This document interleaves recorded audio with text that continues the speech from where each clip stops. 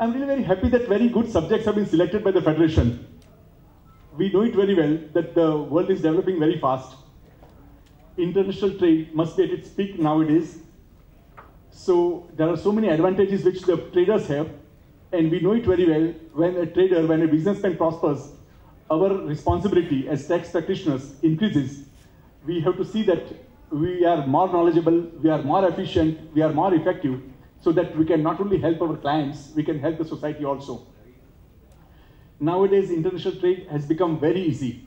Just take a phone call or just open your laptop and you can place an order. But this also gives so many complications.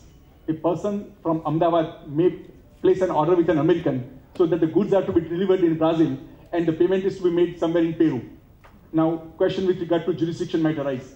So many other questions would arise in this new era, and we have to be equipped with all these things, not only commercial laws. The problems would always, with regard to taxation also, there should not be double taxation. You have to take care. There are, of course, there are very few places which can be named as tax heavens, because nowadays we know it very well that heaven is not our place where we can go.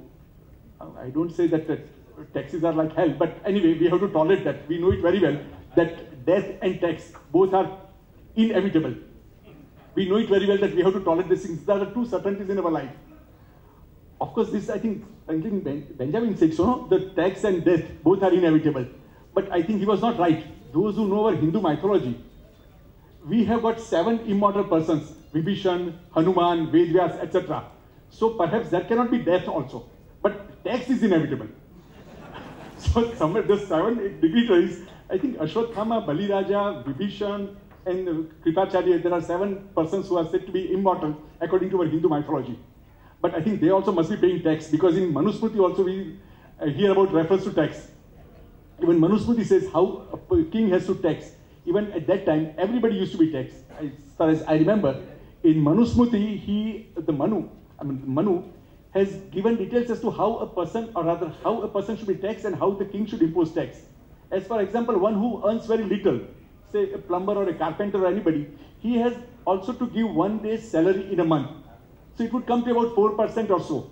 So the tax base was very broad at that time, and nobody was burdened too much. So everybody used to pay tax as we are paying right now, but of course at times there is burden. Even Chanakya also said something with regard to tax policies. He said that the king should impose tax in such a manner as if the honeybee takes nectar from a flower. The flower is not adversely affected. Flower is not adversely affected and honeybee is satisfied. So the king should behave like a honeybee. But we know it very well that in our bad old days, when we are paying 97% tax, you know that marigold, Hazarigal jo kehte hai. So when you earn a Hazarigal, the government used to give you 3-4 petals and the flower was kept with the government. Those were the days. I hope you understand. Hazarigal, they have got so many petals, the government would give you 2 or 3 petals and keep the flower by way of tax. You know it, 97% plus something which we are paying by way of tax. But now we are happy that the days are good. Maximum tax is about 1/3, and perhaps that might also be reduced after this tax code is effected.